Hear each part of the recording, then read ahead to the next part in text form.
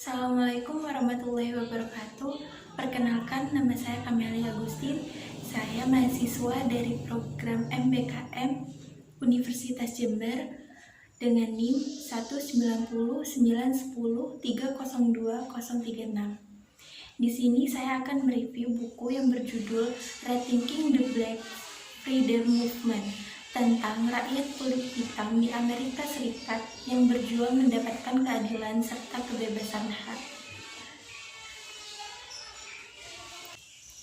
Dalam buku karya Yahuru Williams yang berjudul Rethinking the Black Freedom Movement, isinya banyak mengacu pada gerakan hak-hak sipil Afrika Amerika yang terjadi pada tahun 1955 sampai dengan 1968.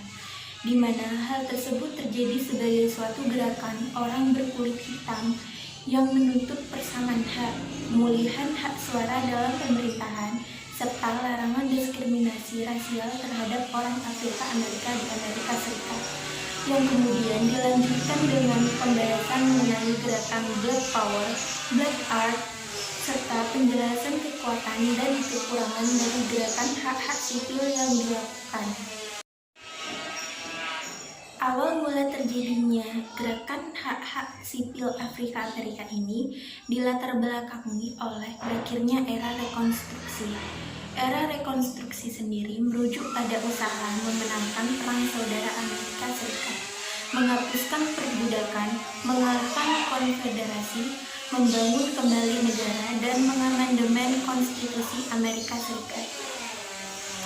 Berakhirnya rekonstruksi ini terjadi setelah penyelenggaraan pemilihan tahun 1876 yang juga membuat kulit putih menguasai kembali kontrol politik di wilayah selatan. Hal itu kemudian membuat kulit putih melakukan intimidasi serta diskriminasi terhadap rakyat minoritas kulit hitam. Kulit putih juga melakukan kekerasan dalam pemilu terhadap kulit hitam, seperti pencabutan hak pilih orang Afrika Amerika di negara selatan yang tersebut dilakukan oleh Partai Demokrat, yang dimana di dalamnya banyak dikuasai oleh rakyat kulit putih. Mereka juga membuat pengesahan undang-undang yang menyebabkan rakyat kulit hitam kesulitan dalam memilih saat pemilu dan membuat pemilih kulit hitam dicoret dari daftar pemilih, sehingga pemilih Afrika Amerika turun drastis dan orang Afrika Amerika tidak mampu lagi memilih wakil rakyat berdasarkan hak suara mereka. Sedangkan kulit hitam yang banyak bergabung dalam partai Lincoln kemudian memudar menjadi tidak berarti. Itulah yang kemudian menyebabkan hampir semua pejabat itu berasal dari rakyat kulit putih.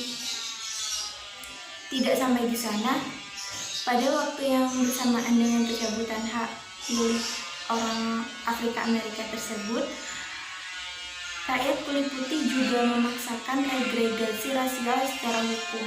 Regregasi rasial sendiri berarti pemisahan oleh hukum atau tindakan dari orang-orang atau ras yang berbeda dalam kegiatan sehari-hari yang meliputi perumahan, pendidikan, dan fasilitas umum. Mereka mengalami diskriminasi yang nyata yang disahkan hukum, hingga membuat penindasan terhadap kulit hitam semakin meningkat yang mempengaruhi ketegangan sosial.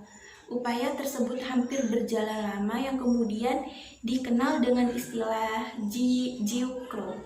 Dalam periode Jim Crow ini, rakyat kulit hitam benar-benar mengalami rasisme di bawah naungan hukum yang dilakukan oleh rakyat kulit putih.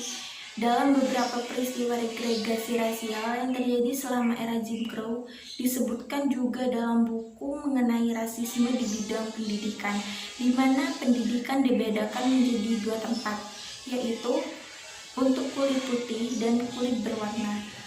Perbedaan juga terlihat nyata dilihat melalui tempat serta fasilitas kulit berwarna yang lebih rendah. Selain penindasan dalam pendidikan, buku Rethinking the Black Freedom Movement juga berbicara tentang larangan kulit hitam yang bertempat tinggal di sekitar perumahan kulit putih. Kulit hitam tidak dapat hidup berdampingan dengan kulit putih dan mereka hanya boleh tinggal berdampingan ketika menjadi pembantu saja. Tidak hanya itu, kulit hitam juga mengalami penindasan dalam bidang ekonomi yang berupa penyangkalan peluang ekonomi dan diskriminasi kerja yang luas, serta mendapat kekerasan sosial massal yang dilakukan baik oleh organisasi, perorangan maupun polisi. Karena berbagai macam tindakan itu, akhirnya kulit hitam tidak menerima berbagai perlakuan yang mereka dapatkan, hingga penolakan semakin bersuara setelah adanya kasus yang dialami oleh Rosa Parks pada 1 Desember 1955 yang diceritakan mengenai penolakan Rosa Parks dalam memberikan kursi yang didudukinya kepada penumpang kulit putih, yang membuat dirinya mendapatkan sanksi hukum atas perlakuannya. Setelah berita tentang insiden Parks sampai di komunitas kulit hitam, rakyat Afrika Amerika bersama-sama di bawah pimpinan pendeta baptis muda bernama Martin Luther King, ketua dari organisasi bernama Montgomery Environment Association, mereka menjadi satu himpunan dan memainkan usaha boikot bus Montgomery untuk menuntut sistem transportasi bus. Banyaknya penindasan dan rasisme yang dialami rakyat kulit hitam membuat mereka melakukan segala upaya dalam menyuarakan peradilan dan impian Amerika bersatu tanpa memandang perbedaan, utamanya warna kulit. Upaya gerakan tersebut dilakukan dengan bantuan organisasi seperti NAACP yang juga dipelopori dan beranggotakan rakyat kulit hitam serta rakyat minoritas melalui gerakan anti kekerasan, walaupun pada akhirnya juga terjadi bentrokan antara polisi dan para aktivis gerakan. Banyak macam gerakan-gerakan tersebut. Salah satu contohnya yang sudah saya jelaskan tadi tentang mengenai insiden boykot bus. Dan tentu gerakan lainnya seperti kampanye besar-besaran di Albany, Georgia, Birmingham, Alabama, dan gerakan Freedom Summer, dan juga masih banyak lagi. Terjadinya gerakan ini banyak memberikan berbagai pengalaman kepada rakyat Afrika Amerika, dan tak sedikit pula dari rakyat kulit putih yang memulai bersimpati, dan pemerintah mengeluarkan kebijakan baru seperti kebebasan duduk di bus dari hasil gerakan boykot bus, hingga mereka melakukan gerakan kekuatan hitam yang dikenal sebagai Black Power. Black Power sendiri merupakan gerakan lanjutan untuk memperluas gerakan hak-hak sipil yang bertujuan sama untuk menghilangkan tindakan diskriminasi serta rasisme yang terjadi di Amerika Serikat. Selain itu, kulit hitam juga melakukan gerakan Black Art. Dalam gerakan ini, kulit hitam mendapat simpati yang tinggi dari rakyat mayoritas. Keahlian dan menonjolkan seni membuat mereka hidup berdampingan.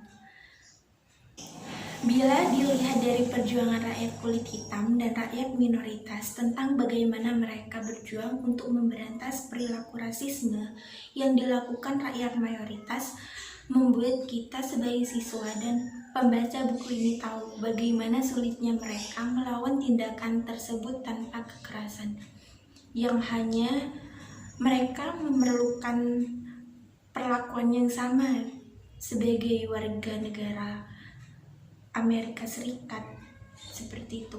Oleh karena itu, sebagai pembelajaran sebagai rakyat satu bangsa Indonesia, Hendaklah kita untuk tidak melakukan perbuatan yang membeda-bedakan, dan alangkah baiknya bila menjadikan perbedaan sebagai alasan dari terciptanya persatuan.